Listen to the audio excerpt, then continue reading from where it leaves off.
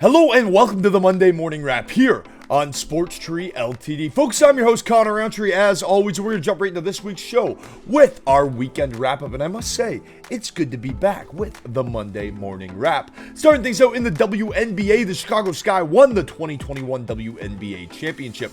In the NFL, the Arizona Cardinals are the only team that remain undefeated. They are now 6-0, and they were my sleeper team to win the Super Bowl. Got them at 32-1.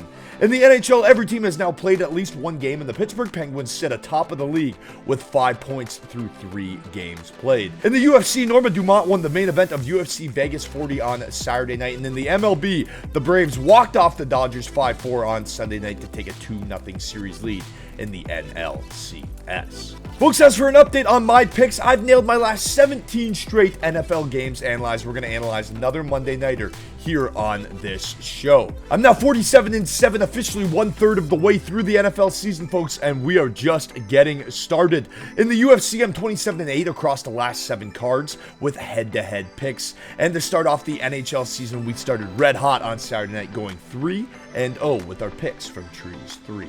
Getting into our bump and stump of the week, folks, this time we're going to give you a trio of bumps and ignore the stumps. Our first bump has to go to Jim Miller. On Saturday night, he etched his name into UFC history, securing the most fights in the UFC with 38, the second most wins in UFC history with 22, the most fights in the lightweight division, and the most wins in the lightweight division. He made his debut back in 2008 on October 18th.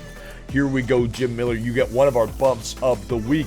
Our second bump has to go to the Jacksonville Jaguars. They ended the second longest losing streak in the Super Bowl era in the NFL in London with a win over the Miami Dolphins. Trevor Lawrence and Urban Meyer get their first respective wins in the NFL as the quarterback and head coaching duo. And folks, I called the Jaguars, so make sure you stay tuning in to all of our content. Our third and final bump of the week has to go to Rory McIlroy. He won the CJ Cup in Las Vegas yesterday, capturing his 20th career PGA Tour victory. Although we didn't cover that event here on Sports Tree, I did take Rory to win, and here's the bet slip to prove it, along with my favorite NFL play and my favorite UFC play from the weekend. Thank you, Mr. Rory McIlroy. We got your shoe signed over in the corner here in studio. You get a bump of the week. Folks, our appetizer of the week, we talked about it earlier. We're going to break down some Monday Night Football. The Buffalo Bills are entering Tennessee on Monday night riding high. They've won 4 straight games by 18-plus points, tied for the second longest streak in the Super Bowl era. A large part of that is MVP candidate Josh Allen's play. He's thrown 12 touchdowns to just 2 interceptions this season, and he has 3 consecutive games with a 100-plus passer rating. On Monday night, Allen takes on the Titans D that allowed Trevor Lawrence to sling the ball for over 270 yards and accumulate a 90-plus passer rating. On the season, the Titans D entered Week 6 ranked 5th worst in yards per pass attempt and 21st in passer rating allowed. On top of that, the Bills enter Week 6 with the 5th best rush attack in the NFL, with their 3-headed rushing monster of Singletary, Moss, and of course, Josh Allen. It's safe to say that Tennessee's defense will have their hands full come Monday night. Speaking of rushing attacks, it's kind of hard to ignore the best running back in the NFL on the other side of the field. It is King Derrick Henry. Everything for the Titans starts and rides on King Henry. Derrick Henry is the first player with 600-plus yards and 7-plus touchdowns through the first 5 weeks of the season since Hall of Famer Terrell Davis did it in 1998. Davis that year won league MVP and went on to win the Super Bowl. Yeah, that's a pretty high praise for Mr. Derrick Henry. Not to mention that the Bills possess the best pass defense in the NFL, so you know you're going to get a healthy dose of King Henry to open up that passing game for the efficient Ryan Tannehill. And while Tannehill has looked efficient since moving to Tennessee, his O-line this season has given up the most sacks in the NFL, which is a big note coming into this game because Buffalo is tied for the 5th most. Simply put, folks, if the Bills can stifle Derrick Henry early, I don't see how the Tennessee Titans will get any offense going. I like the Bills. They are the deeper team offensively, and they have the better team on defense. As for our sporting entree of the week, folks, the MLB Conference Series continue this week, and while the Atlanta Braves lead the NLCS 2-0 over the Dodgers, as we said before in the show, the ALCS is a much tighter series thus far. Split at a game apiece, the ALCS continues Monday night in Boston, and the first pitch goes at 8:08 from Fenway. It'll be Eduardo Rodriguez taking the bump for the Bo Sox. He is 0-1 this postseason with a 5.40 ERA, and he's taking on Jose Urquidy. Urquidy makes his postseason debut and has gone 7-1 through his past 15 starts with a 3.26 ERA. Well, the Bo Sox blasted the Astros in Houston in Game 2. This Astros team, like them or not, can hit the ball through and through their lineup.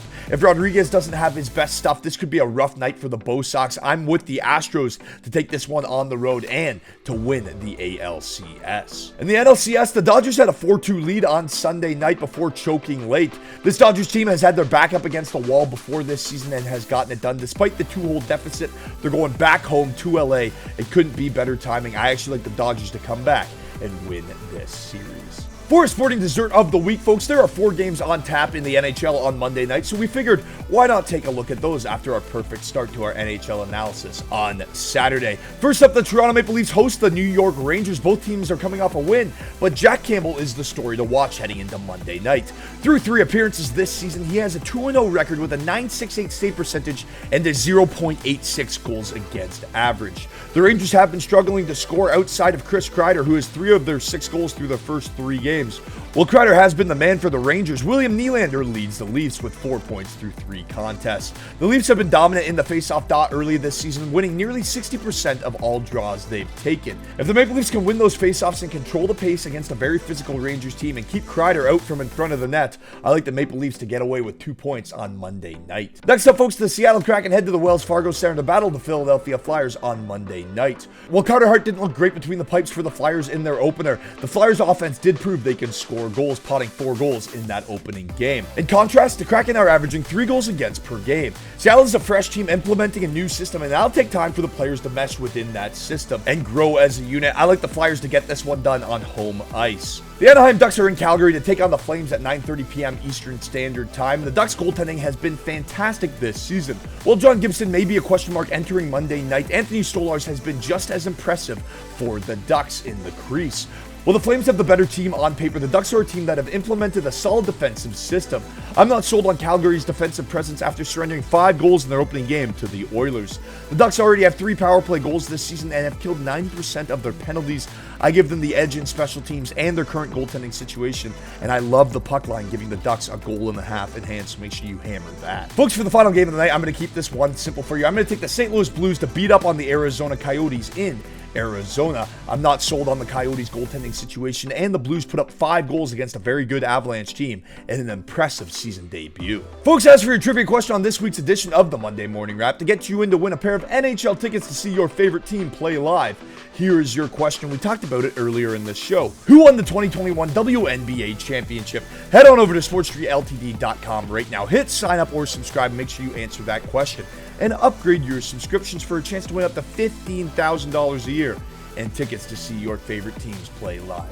Folks, I'm Connor Roundtree, and that's a wrap.